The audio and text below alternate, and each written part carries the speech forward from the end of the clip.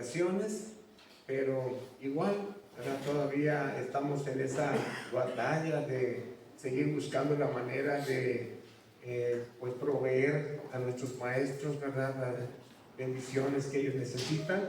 Y les agradezco porque a partir de 2 semanas atrás hemos podido ver que más personas están preocupados por eso, están comprometiéndose para respaldar ese ministerio, y yo estoy seguro que lo que es de Dios permanece, ¿verdad? Y Dios va a proveer para que ellos puedan continuar y para que puedan retomar ahora que pasen las vacaciones. Muy bien. Bueno, vamos a entrar a la palabra del Señor y quiero invitarles a que abran su Biblia en el libro de Romanos capítulo número 8 y vamos a leer el versículo número 28.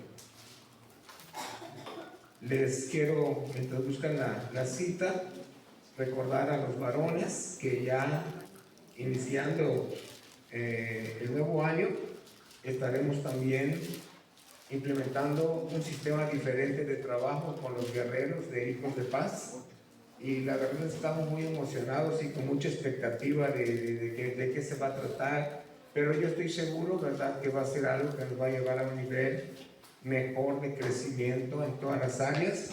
Así es la voluntad de Dios, porque su palabra dice que nos lleva de gloria en gloria, y así va a ser, ¿verdad? Entonces, lo mismo también para todos los ministerios. Siempre terminar un año es como un tiempo de hacer un alto, recapitular algunas cosas y luego entonces iniciar nuevos proyectos que seguramente es para nuevas etapas de avance en la obra del Señor, en nuestras vidas, en nuestras familias. Así que toda la iglesia tiene que estar con esa expectativa, ¿verdad? Entonces ahí estamos esperando que lleguen esas fechas para arrancar. Pero bien, hoy quiero hablarles un poquito acerca de propósitos, ¿verdad? Siempre, normalmente cuando terminamos el año es bueno tratar este tema, suspender un poquito hábitos de gracia, ¿verdad?, que es en el que yo me he estado ubicando más, pero hoy voy a hablar un poquito de algo diferente. Le he puesto como tema al mensaje propósitos divinos. Y allí en Romanos capítulo número 8, verso 28, dice la palabra del Señor, un texto muy bonito, dice: y sabemos que a los que aman a Dios, todas las cosas les ayudan a bien. Esto es, a los que conforme a su propósito son llamados. Vamos a hacer una oración y le vamos a pedir a Dios que nos ayude a analizar este texto. Son 2 versículos que durante la semana he estado meditando mucho, y uno que voy a leer más adelantito. Y creo que estos 2 versículos nos pueden ayudar a clarificar muchas cosas que creo son muy importantes para agarrar el sentido a la vida, ¿no? Vamos a orar. Padre, te doy muchas gracias porque eres un Dios bueno y hoy tú nos permites poder nuevamente abrir la Escritura con el objetivo, Señor, de conocer tu voluntad. Queremos escuchar tu palabra, necesitamos el alimento, el maná que viene del cielo para nutrir nuestro espíritu. Y hoy te pedimos, Señor, que esta palabra sea ese pan que pueda ser de bendición para cada corazón. En el nombre de Jesús le damos a ti toda la gloria y la alabanza. Amén. Muy bien. Bueno, yo creo que hay algunas palabras que de repente pueden ser como sinónimas, ¿no? Metas, propósitos, pueden ser hasta cierto punto sinónimas o complementarias, pero sí tienen cierta diferencia. Casi cada año, el 24, nosotros como familia, y supongo que la mayoría hacemos esto, nos reunimos con la familia cercana, ¿verdad?, los hijos, los nietos, y ya sea el pavo o cualquier comida que hayamos preparado, la disfrutamos en casa, ¿no? Es un poquito más como exclusivo. Pero cuando llega el año nuevo, entonces ahí sí, ¿verdad?, normalmente visitamos gente, nos ponemos de acuerdo algunas familias y bueno, ya tiene 2 años, ¿verdad?, que yo estoy conviviendo con un pequeño grupo de miembros de la congregación donde nos juntamos en una cierta casa. Y algo que me ha gustado mucho, que más allá de solo juntarnos a comer o esperar que den las 12, nos hemos juntado para proponernos algunas metas que yo sé que han sido buenas y que han sido importantes porque han traído beneficios. Hace 2 años tuvimos una meta enfocada en mejorar nuestra salud física. Y me acuerdo que algunos, ¿verdad?, dijeron, bueno, este año me comprometo a que ya no voy a comer tortillas de harina. Algunos no. Otro dijo, no, este año ya no voy a comer comida chatarra. Bueno, eso estuvo muy bien.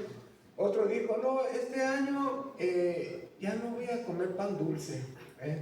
Todo eso está bien, ¿verdad? Porque son harinas y cosas que pues, se engordan. Y en lo particular yo dije, no, este año no voy a tomar ni una Coca-Cola. Fue complicado. ¿Verdad? Ni una Coca-Cola en todo el año, ni siquiera una ampolletita de esas chiquitas sabrosas de vidrio, ¿verdad? Todo un año, ¿verdad? Y la verdad es que después de un año de pues no tomar este tipo de cosas que sabemos que son nocivas, nos sentimos bien, me sentí bien. Y lo más importante fue que, sin querer tomar el tema de los hábitos, después de un año se rompió el hábito. O sea, ya no me sentía esclavo del azúcar. Y no es que no tome una coca, de verdad, porque cuando uno come un pescado frito, ¿qué es un pescado frito sin una Coca-Cola? O sea, no definitivo, ¿no? Hay que acompañar de vez en cuando, ¿verdad? Y darnos un gusto, pero ya no es un vicio. Ya se rompió el vicio. Y ese fue, pues, un provecho magnífico en cuestiones de mi salud, y supongo que todos los que cumplieron la meta se vieron beneficiados con ese propósito. Bueno, total, el propósito, utilicé la palabra propósito, ¿no? Ok, el propósito es diferente, porque cuando estamos hablando de metas, a lo mejor tú dices, este año quiero comprar un carro, ¿verdad? Este año me gustaría lograr poder comprar una casa, y ese tipo de metas son las que le dan sentido a las actividades que nosotros realizamos en el transcurso del año. Pero cuando estamos hablando de propósito, estamos hablando de algo muchísimo más grande que solo una meta. Cuando estamos hablando de propósito, estamos hablando de la razón por la cual algo existe. Si lo traducimos en términos espirituales, se podría decir que el propósito es la razón por la que Dios nos creó, o la razón por la que Dios nos permitió nacer en esta tierra. Todas las cosas tienen un propósito. Nosotros no somos iguales, ¿verdad? Pero seguramente que todos tenemos un propósito. En la mañana, cuando yo me levanto, pues ya les dije más o menos cuál es mi rutina. Y siempre mi esposa me sirve un café caliente, muy sabroso, de grano, ¿verdad? ¿Cómo se llama esa cafetería muy famosa? Starbucks, ¿verdad? Y es que toma puro café Starbucks. Digo, pero no, pero les voy a decir por qué. Lo que pasa es que tengo un amigo que tiene otro amigo que a él le regalan café de Starbucks. Entonces él me dice, siempre me invita y me dice, pastor, quiero que vengas a predicar a mi iglesia, tengo 4 paquetes de café Starbucks. Y yo le digo, no, por 4 no voy, le digo, pero por 6 sí, le dije, si me pones 6, yo voy, le digo. No, y entonces ya voy, ¿verdad? Y me dan 6 paquetes de café Starbucks. Entonces mi esposa me sirve todos los días café Starbucks en una taza. Pero esa taza tiene una particularidad, tiene una agarraderita, ¿verdad? Y es importante porque esa taza fue diseñada con ese propósito. Si me diera mi esposa el café en un vaso de vidrio, probable hasta se quiebre el vaso. Pero si yo agarro el vaso, me quemo. Entonces la tacita tiene una orejita porque fue diseñada con un propósito para servir el café. Y yo creo, ¿verdad?, que Dios tiene propósitos generales y tiene propósitos particulares.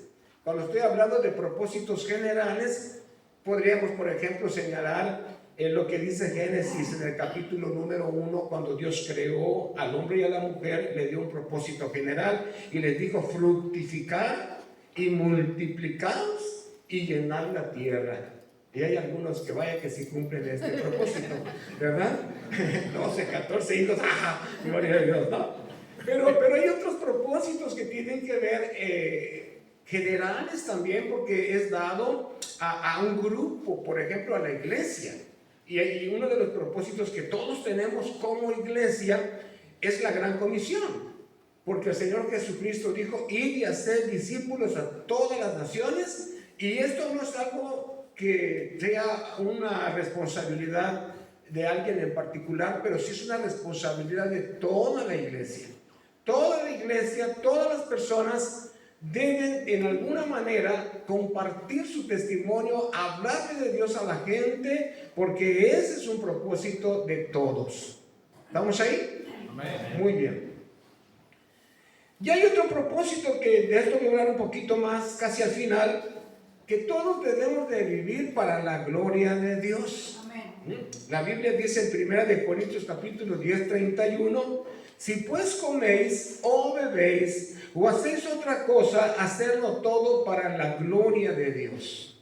Es decir, que independientemente de lo que hagamos, quienes seamos, todos debemos de tener siempre presente que nuestra vida debe ser para la alabanza y la gloria de Dios. Y esto es algo también para todos. Muy bien. Pero luego entonces, ¿verdad? Hay llamados particulares. Y este texto que acabamos de leer habla precisamente de esas particularidades. Dice: y sabemos que a los que aman a Dios todas las cosas les ayudan a bien. Esto es, a los que conforme a su propósito son llamados, al propósito de Dios. Dios tiene un propósito para aquellos a quienes llama. Entonces, cuando Dios nos llama, entonces nosotros necesitamos descubrir la razón del por qué Dios nos llamó, nuestra razón de ser ahora que somos cristianos.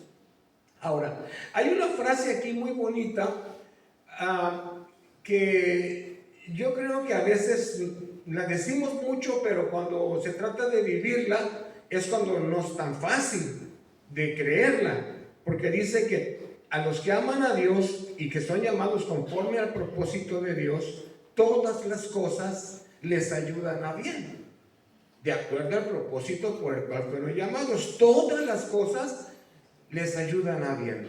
Y déjenme rápidamente contarles dos historias, como tipo así escuela bíblica, ¿no? Como cuando estábamos bien chavitos, íbamos a la escuela dominical y la maestra nos contaba alguna historia, ¿no?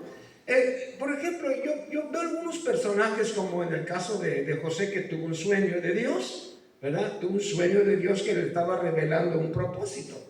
Pero resulta, ¿verdad?, que su papá, por hacer preferencia con él en relación a sus demás hermanos, por hacerle una túnica de colores, despertó el enojo de sus hermanos.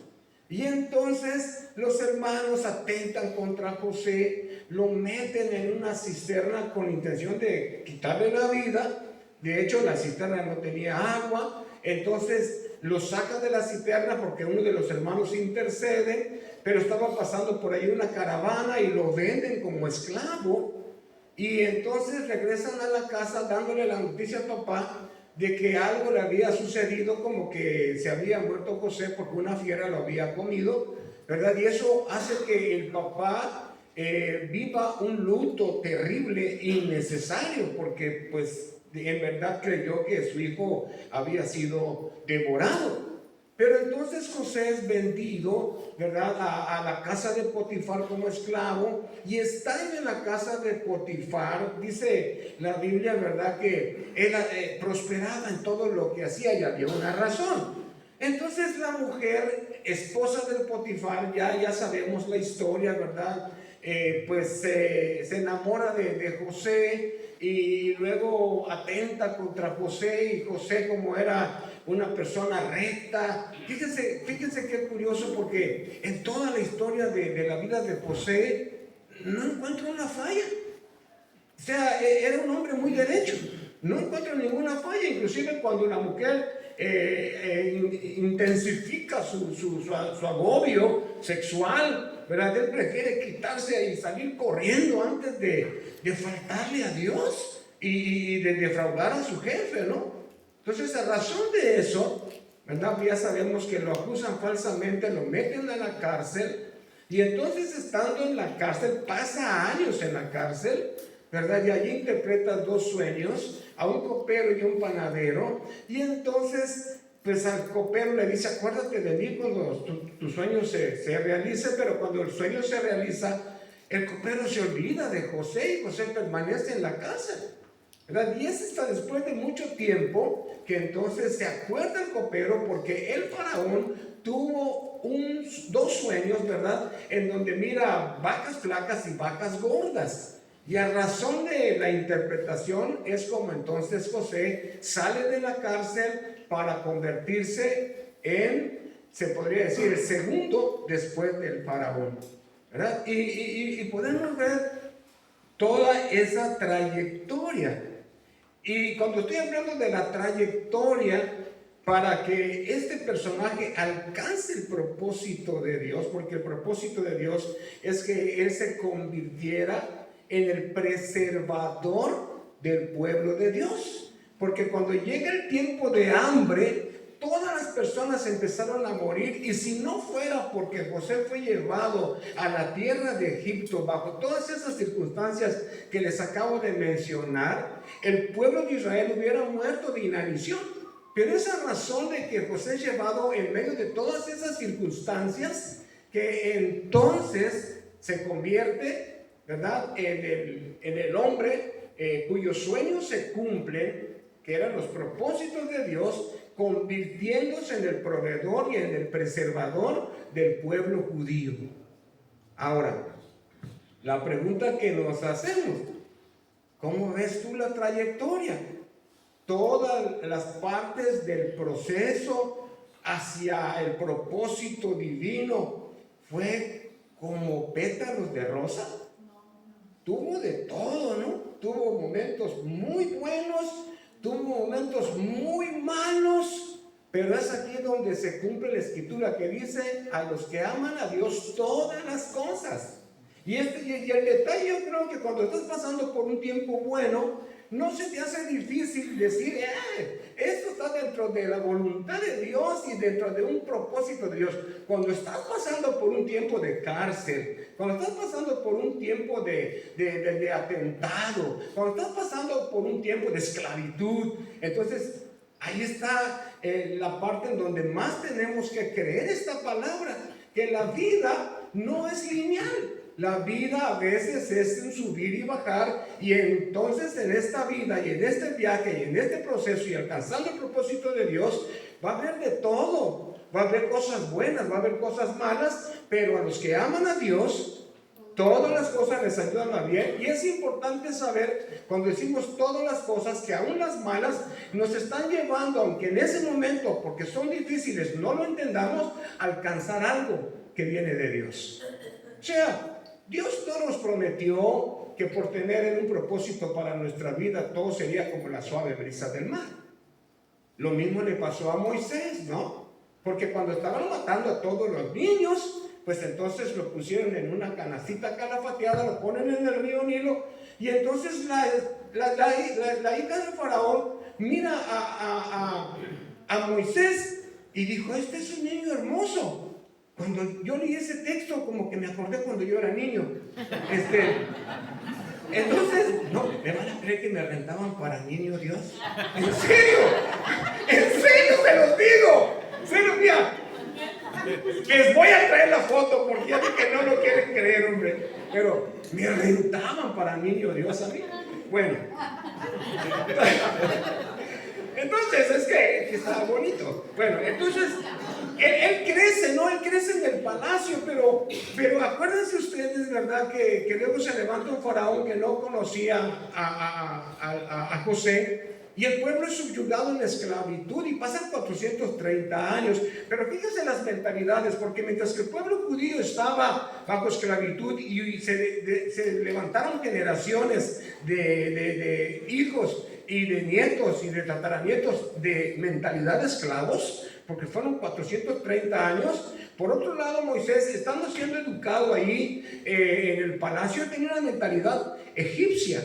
Él tenía la mentalidad de emprender, de lograr, de alcanzar, de conquistar, ¿verdad? Y él pensaba, ¿verdad?, que tenía un propósito de Dios, pero las cosas no le salieron bien. Cuando mata al egipcio, eso de plano fue una parte muy baja en la vida de Moisés, eso no estuvo bien. Mata al egipcio y a razón de tener que huir del faraón, pues se va al desierto de Madián, ¿verdad? Y allí entonces, estando en el desierto, y cuando estamos hablando del desierto, estamos hablando de esa parte del proceso que no nos gusta.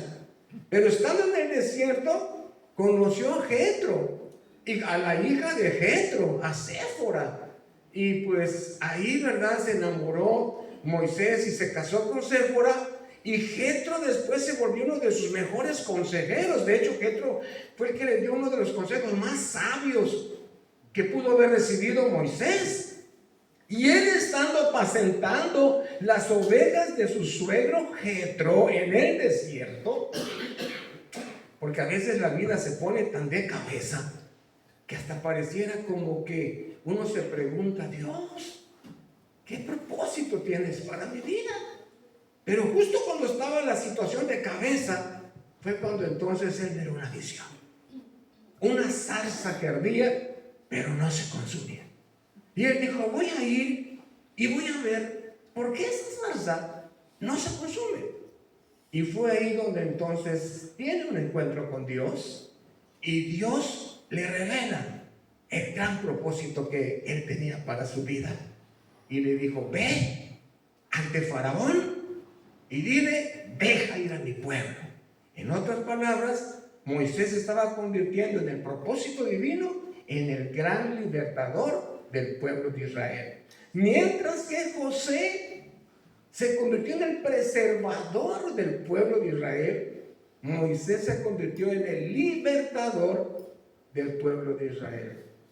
Pero como puedes notar, no todo fue como la suave brisa del mar en el proceso de alcanzar ese propósito, porque ese desierto representó una parte complicada en la vida de Moisés, y muy probablemente mientras que estaba viviendo esa situación, difícilmente podrían pensar: ¿cómo esto que estoy viviendo en este momento puede ser útil para que termine llegando a alcanzar la razón por la cual Dios me creó?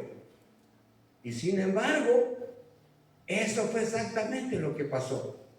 Por eso este versículo es un versículo muy bonito, ¿verdad? ¿Por qué? Porque dice que a los que aman a Dios, todas las cosas les ayudan a bien. Y recuerda bien esto cuando estés pasando por una parte en donde te haga dudar en tu vida que Dios tiene algo para ti. Recuerda esto, porque todas las cosas nos ayudan a bien conforme al propósito que Dios tiene para tu vida.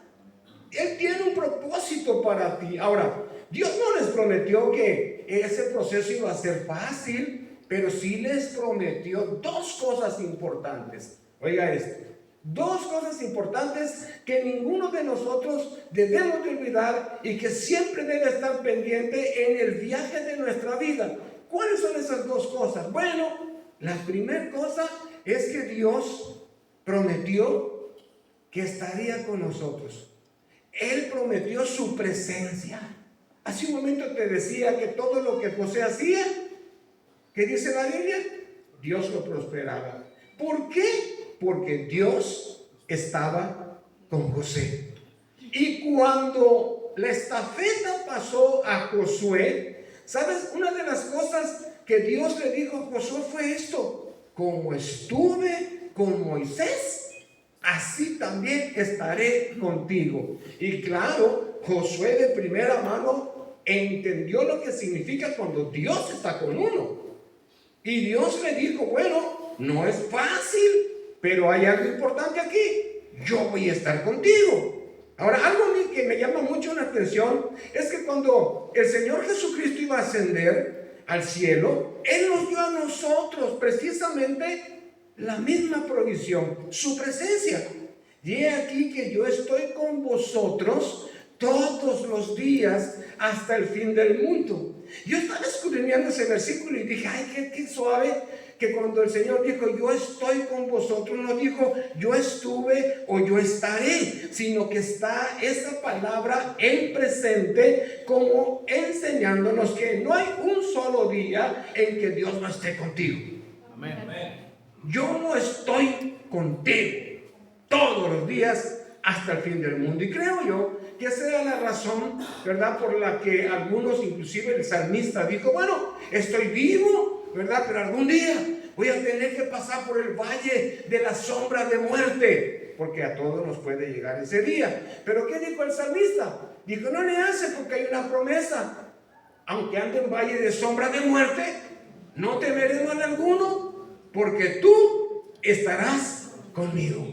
Entonces, yo creo algo que es muy importante. De repente la vida no necesariamente tiene que hacer todo bien, pero en medio de todo lo que pueda sobrevenir en la vida, yo creo que nunca debemos de olvidar que Dios está contigo. Nunca debemos de olvidar que Dios está con nosotros. Ahora, ¿sabes por qué es importante no olvidar que Dios está con nosotros? Porque la vida es un sub y baja, pues. De repente un día estamos, que flotamos, ¿no? Y hay días que, sientes que no puedes ni salir de la cama, te sientes que todo está en contra.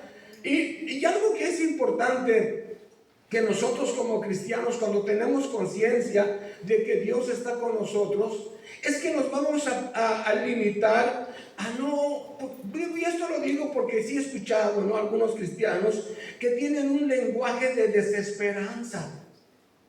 Tienen un lenguaje de desesperanza. Y ¿sabes qué? Tienen un lenguaje tan de desesperanza y de queja inclusive. Yo he oído a muchas personas que se quejan de la vida, que se quejan de los precios, que se quejan de la política, que se quejan del gobierno, y los veo cuando se expresan que eso realmente les afecta, ¿no? Entonces, cuando yo pienso en esa manera en que todas estas cosas que les voy a llamar circunstancias, y bien pueden ser muchas otras que no estoy mencionando, porque todos tenemos diferentes circunstancias. Entonces, cuando estás enfrentando circunstancias adversas, cuando estás pasando por tus desiertos, cuando estás como esclavo, cuando estás en la cárcel, la pregunta que yo me hago, cuando estás en la cisterna, la pregunta que me hago es, ¿qué tipo de lenguaje manejas? ¿Por qué? Porque algo que me gusta mucho a mí del apóstol Pablo es que él aprendió a no darle a esas cosas autoridad sobre lo que dependería entonces su estado de ánimo.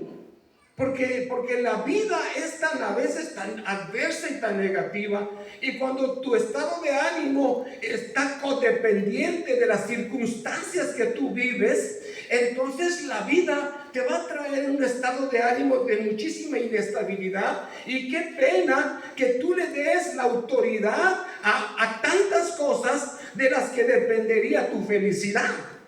Ahora, el caso del apóstol Pablo es muy interesante, porque él dijo, he aprendido, bueno, esto yo lo puse, no lo dice así, ¿verdad? He aprendido a no darle autoridad a nada que pueda agobiarme en esta vida. Bueno, eso lo puse yo. Lo que realmente Pablo dijo fue, he aprendido a contentarme cualquiera que sea mi situación.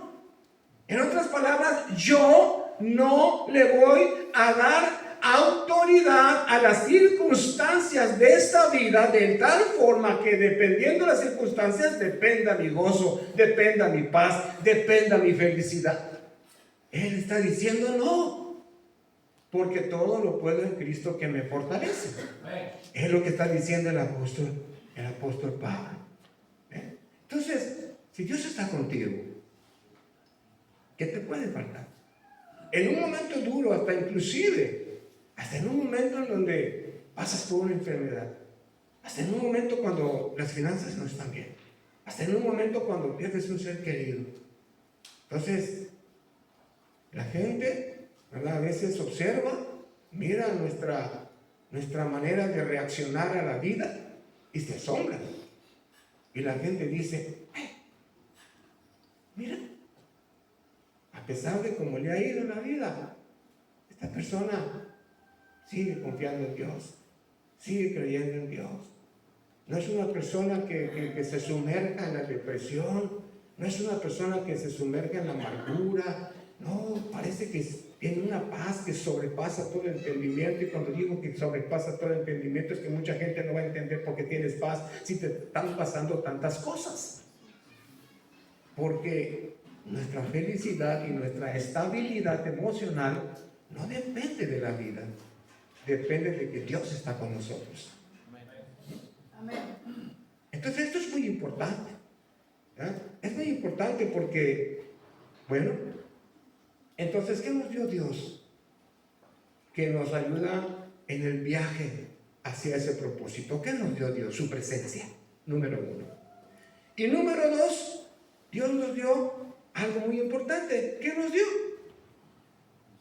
Nos dio su palabra. Nos dio su palabra. Fíjense que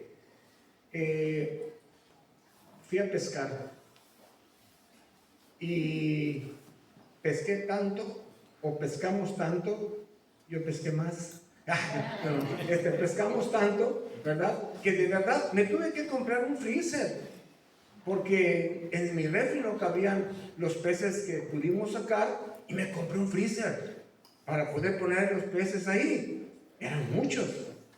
Entonces, llego a Raquel, ¿verdad?, y fuimos allí, compramos el freezer, llevamos el freezer a la casa, bajamos el freezer, todo detallado, ¿no? Para que sepan de qué se trata, ¿no? Detallado. Entonces, abrí la caja del freezer. A lo que quiero llegar es que el freezer tenía un manual, pues, a eso quería llegar, ¿no? Entonces, yo abro el manual, ¿verdad? Dije, pues hay que armar el freezer, ¿no? Y antes de conectarlo hay que saber cómo usarlo. Pero cuando abro el manual, un montón de letritas. Y empecé a leer, pero sinceramente, lo que normalmente hacemos los mexicanos, tira el manual, conéctalo, ¿verdad? Y agarró la cala y conectó el freezer y prendió el freezer. Y yo dije, bueno, prendió y lo llenamos de peces y está funcionando. Y no leí el manual. Y me pongo a pensar, ¿y si no hubiera aprendido? ¿Dónde dejé el manual? ¿Dónde lo tiré? ¿Dónde lo puse? Entonces sí es importante haber conocido el manual, porque a lo mejor, y creo que sí, estoy haciendo algo que lo puede hasta descomponer. Pero ¿qué es lo que nos pasa a nosotros? Y digo, no, pues hasta los cristianos inclusive nos pasa, ¿no? De repente no vemos el manual y entonces el freezer se desmaya. ¿Y qué es lo que hago? Bueno, tengo que ser positivo, ¿no? Y yo creo que aunque se apagó, va a volver a prender. Yo creo que aunque se apagó, va a volver a prender. Y somos positivos, somos positivos. Yo creo que va a prender. No prendió. Bueno, entonces pensamos en otra cosa. No. Motivación. ¡Ánimo, freezer! ¡Dale, freezer! ¡Tú puedes, freezer! ¡Échale ganas, freezer! ¡Ándale, freezer! Tampoco prendió. No, ya sé. Somos cristianos, somos espirituales, ¿no? Padre, Dios, resucita el freezer. Y luego queremos que Dios componga lo que nosotros echamos a perder por no leer el manual. Porque Dios, para algo, nos dio el manual. Y el manual nos los dio para que nosotros sepamos cómo vivir los procesos, para alcanzar el propósito. ¿Okay? Bueno, yo creo que el detalle aquí La verdad es que somos bien raros nosotros los mexicanos, y creo que los cristianos también. No nos gusta, no nos gustan los procesos, nos gustan los finales felices. Eso sí que nos gusta. Por ejemplo, Raquel y yo tenemos gustos muy diferentes cuando de ver películas se trata. Ella me quiere atormentar. Todo el tiempo quiere que yo vea Cenicienta. O quiere que yo vea Encantada. Y a mí me gustan las películas de acción. Y yo le digo, ¿sabes qué? Le dije, no veo tus películas, porque ya sé cómo terminan todas tus películas. Es más, te voy a decir cómo termina esta que estás viendo. Y se casaron y fueron muy felices. Y así terminan todas las películas que ve mi esposa. Y me dice, sí, pero tú también. Y dice, ¿yo qué? ¿Yo veo de acción? Sí, dice, ya sé cómo terminan las tuyas. ¿Cómo terminan las mías? Siempre ganan los buenos. Y es que nos gustan los finales felices, pero a veces lo que no nos gusta es pasar por los procesos. Estaba escuchando yo a un japonés que él estaba diciendo que hay una gran diferencia entre los japoneses y los mexicanos. Dice, porque y él decía esto, que a los mexicanos les gustan los finales felices y a los japoneses les encantan los procesos. Yo me le quedé viendo, a ver, ¿qué traes tú, japonés? ¿Ah? Y él entonces contó una historia. Y él dice que un día estaba en su escuela y llegó su maestro japonés, ¿verdad? Y el problema de este japonés es que él fue criado en México y a él le gustan los finales felices.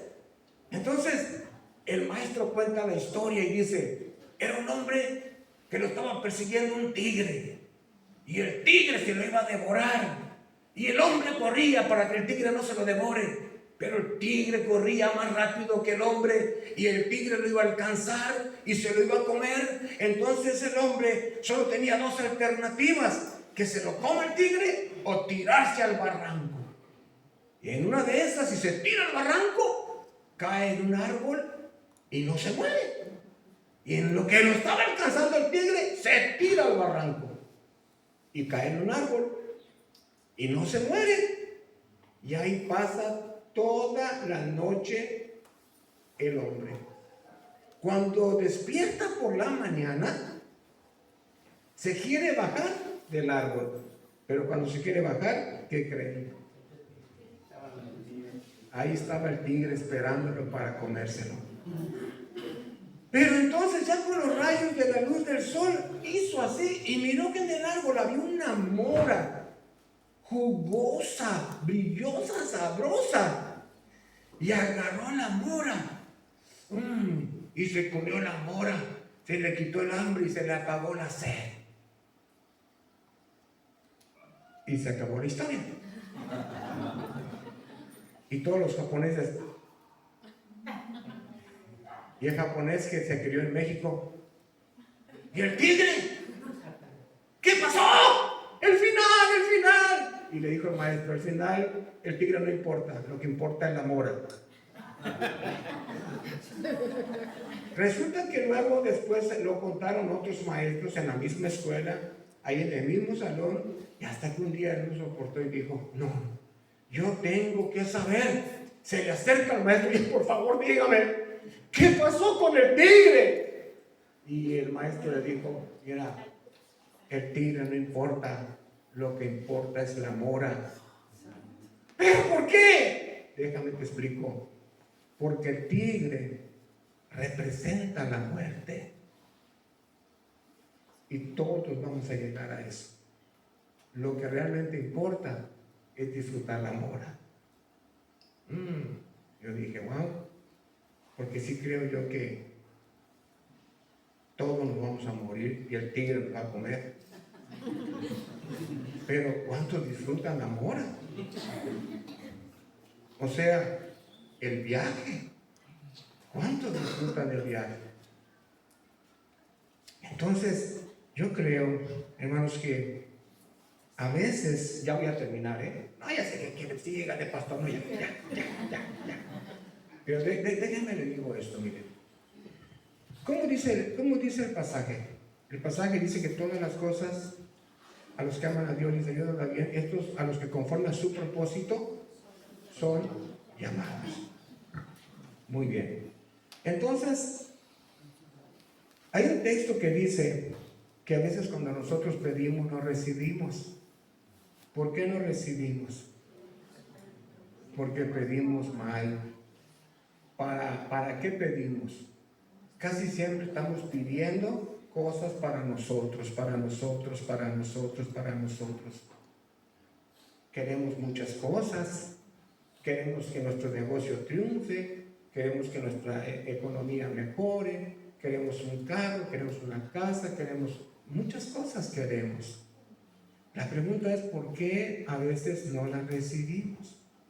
Miren, el otro pasaje que les dije que iba a comentarles es este. Es el pasaje de 2 de Corintios 5:15. Oigan lo que dice. Dice, y por todos murió, para que los que viven ya no vivan para sí, sino para aquel que murió y resucitó por ellos. Vean qué bonito está esto, porque el Señor no nos está pidiendo nada que primero no haya hecho Él por nosotros. Él murió por nosotros, resucitó por nosotros, ¿verdad? Y está con nosotros. Ahora, ¿qué dice Él? ¿Verdad? Que ahora nosotros debemos de vivir no para nosotros, sino para Él. Este es un pasaje que termina con tremendamente, acaba al egoísmo y lo avienta al piso y dice, fuera el egoísmo. Gente egoísta que solamente piensa en sí misma, que solamente piensa en su bien, en su beneficio, en lo que quiere. Y muchas veces viven frustrados, no lo tienen, porque solo piensan en ellos mismos, no viven para Él.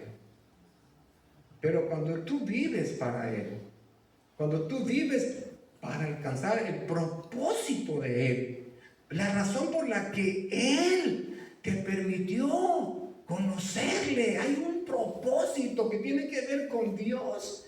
Por eso dice, para que los que vivan, ya no vivan para sí, sino para aquel que murió por ellos. Entonces, la pregunta que me hago, ¿qué es la razón por la que a veces no recibimos? Porque puro pedir hacemos para nosotros. Pero cuando pedimos cosas, estamos pensando en que lo que estamos pidiendo tiene que ver con lograr lo que Dios quiere para nosotros. Yo le digo a Dios, Señor,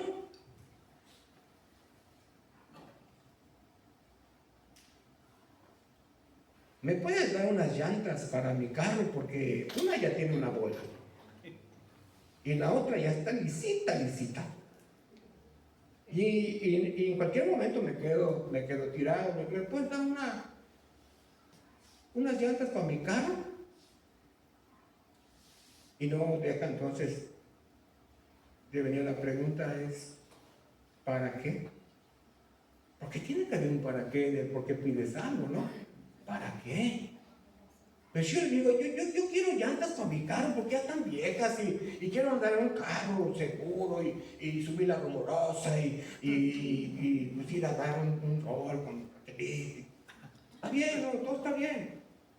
Pero ¿en qué momento entra el propósito de Dios? Señor, esas llantas las quiero porque hay personas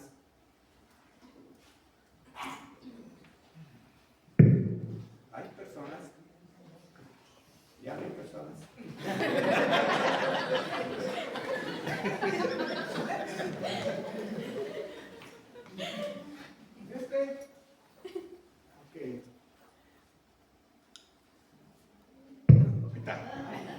personas. Pero Señor, dame unas llantas para visitar a algunos hermanos que están enfermos, para ir a orar por algunas familias. ¿Qué necesitas para ir a orar por los hermanos y para ir a visitar a la gente? Pues unas llantas. Ah, bueno. No solo quieres unas llantas con un propósito divino. Toma tus llantas. Por cierto, me regalaron 2. Me faltan 2 por si alguien se anima, ¿verdad?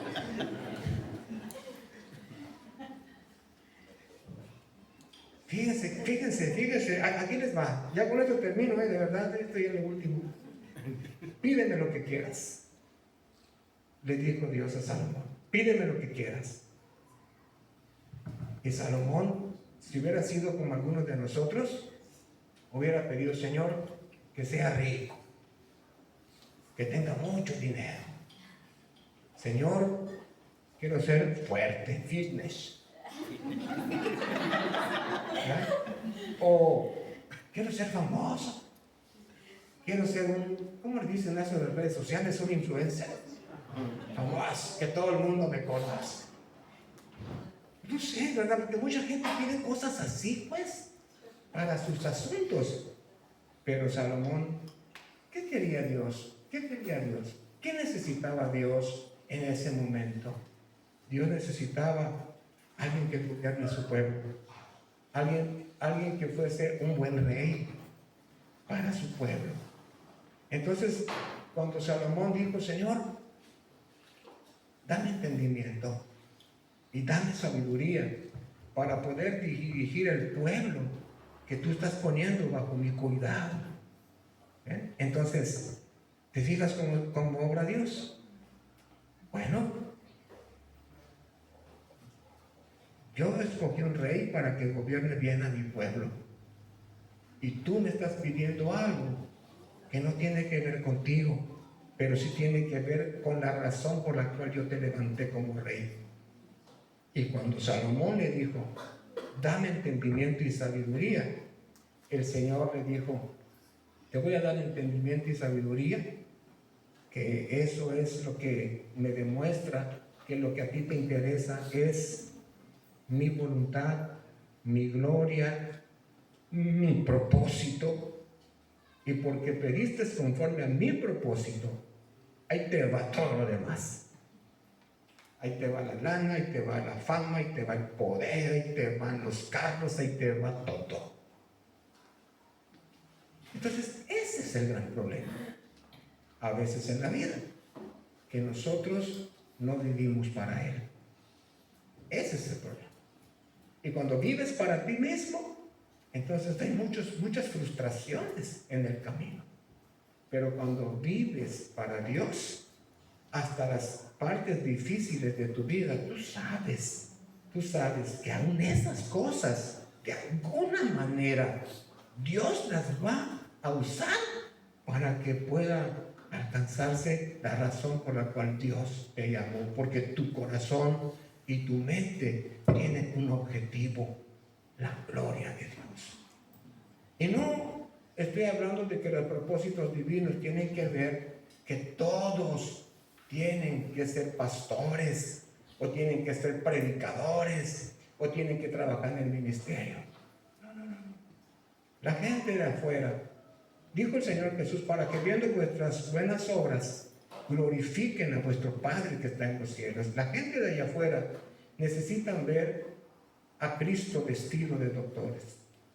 La gente de allá afuera necesita ver a Cristo vestido de pintores, de herreros, de albañiles, de ingenieros, de maestros.